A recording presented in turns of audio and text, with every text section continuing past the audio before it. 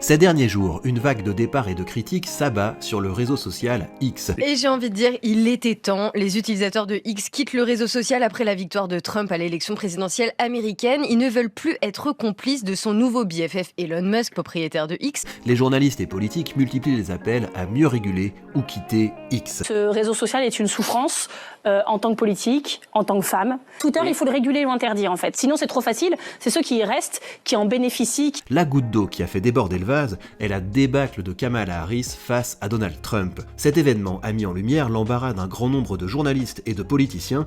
Ils se sont non seulement trompés dans leurs pronostics, mais ils ont aussi été perçus comme des relais de propagande plutôt que comme des informateurs. En France, on emploie l'expression de Kamala Mania.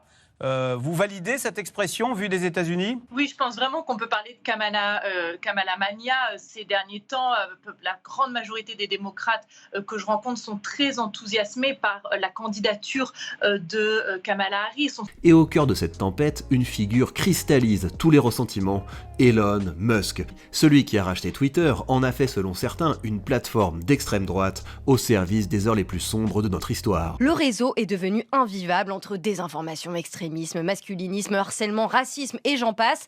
Aux yeux de nombreux utilisateurs restés sur X aujourd'hui, ça veut dire cautionner tout ce qu'il s'y passe et ce n'est plus possible. Mais peut-être aussi qu'Elon Musk, mieux que tout autre politique, a su prendre la mesure de la fracture qui était en train de se creuser entre des élites politico-médiatiques et une population qui accepte de moins en moins de s'en laisser compter. Le fait est qu'aujourd'hui, Elon Musk n'a plus seulement un pouvoir financier, il a également un pouvoir politique. Ce pouvoir, il l'a conquis en utilisant des méthodes qui échappent complètement aux politiciens de carrière. Go yourself.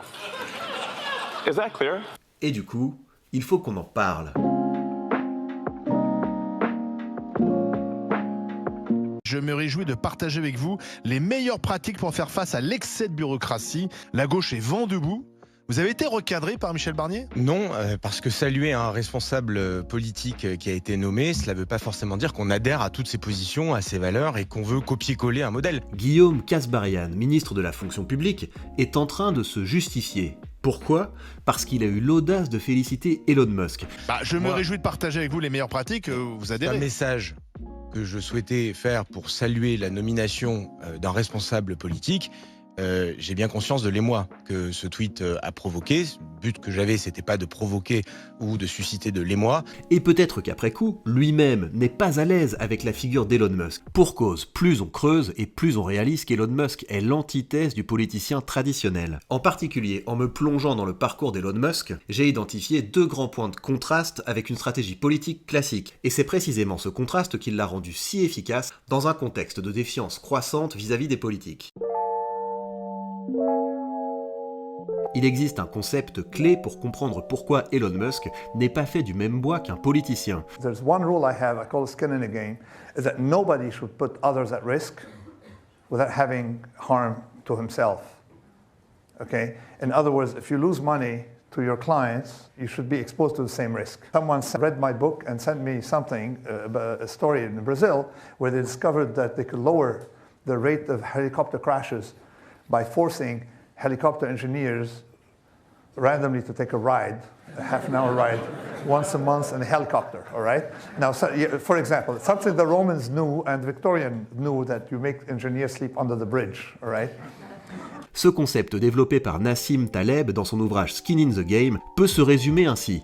Seuls ceux qui prennent des risques réels, qui mettent en jeu leur propre argent, réputation ou sécurité, peuvent véritablement revendiquer une autorité légitime sur leurs actions.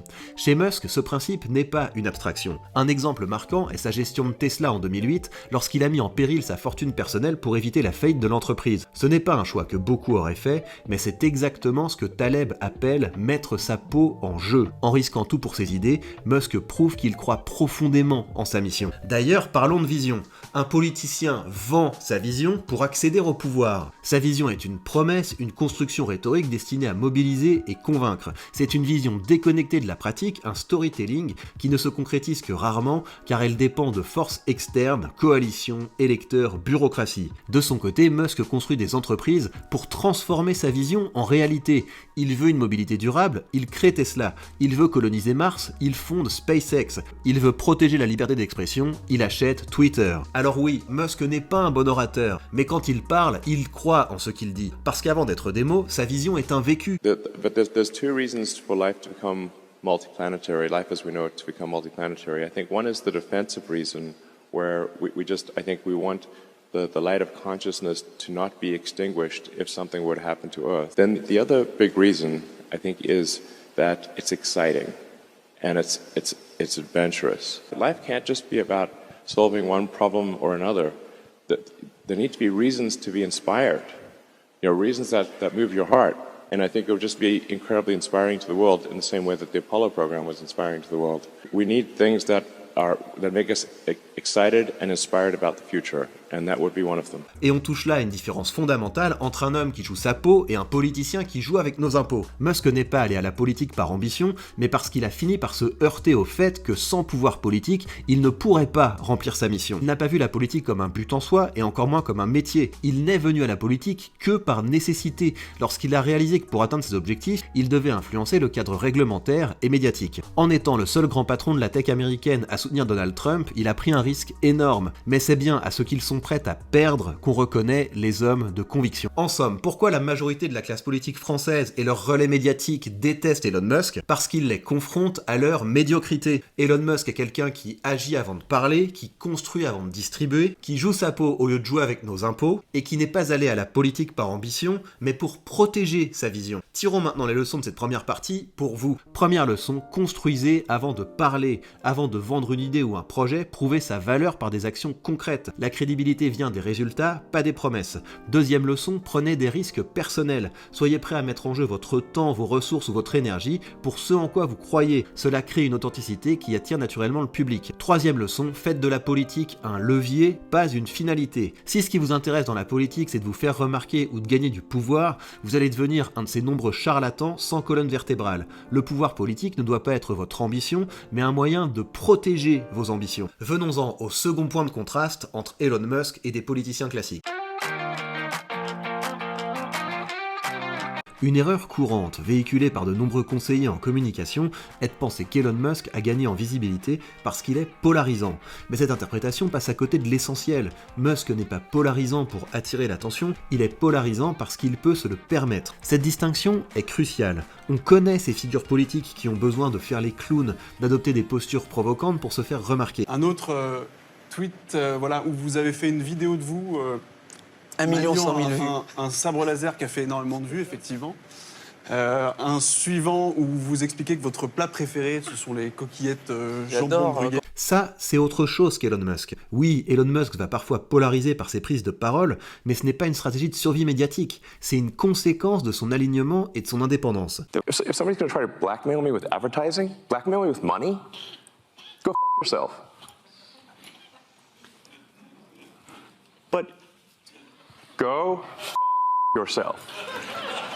Musk s'exprime avec une liberté totale parce qu'il a construit une indépendance financière qui le rend intouchable. Un exemple de cette audace est sa critique du virus woke. Dans un environnement médiatique où critiquer certaines idées progressistes peut conduire à la censure ou au bannissement, Musk prend position. I mean, you have talked about this woke mind virus. Yes. In really apocalyptic terms. Yeah. You should explain why you don't think it's hyperbole to say things like it's pushing civilization towards suicide. I think we need to be very cautious about anything that is anti-meritocratic, that results in the suppression of free speech. You can't question things. Even the questioning is bad. C'est de là que vient sa popularité, parce qu'il s'est attaqué à des zones interdites dans un contexte où de plus en plus de gens sentent que les politiques et les médias prêchent au lieu d'informer. Mais cette capacité à prendre position sur des sujets polarisants ne serait possible sans une indépendance totale. Et Musk peut se le permettre car il s'en est donné les moyens financiers. Il n'est pas dépendant des annonceurs, des subventions ou des opinions des élites pour maintenir ses projets à flot. Et ça nous amène aux leçons pour vous. Première leçon, construisez votre indépendance avant de chercher l'audace. Si vous prenez des positions polarisantes sans avoir une solide base financière, vous risquez de tout perdre. Deuxième leçon, identifiez les points critiques. Cherchez les sujets sur lesquels le système se défend le plus farouchement, mais qui résonnent profondément avec vos valeurs et celles de vos audiences. C'est là que vous pourrez marquer des points. Troisième leçon, restez alignés. Ne polarisez pas juste pour choquer, soyez authentique car l'audace gratuite est perçue comme artificielle et dégrade votre crédibilité. L'audace alignée, en revanche, inspire. Le courage étant la seule vertu qu'on ne peut pas feindre, entreprenez, bâtissez et dites les termes.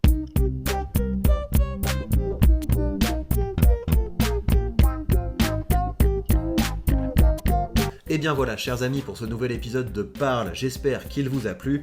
Je vous invite, pour aller plus loin, à vous procurer mon livre « Gagner la guerre des idées, 12 leçons de dialectique ». Ça vous permettra de structurer votre pensée, de structurer votre discours.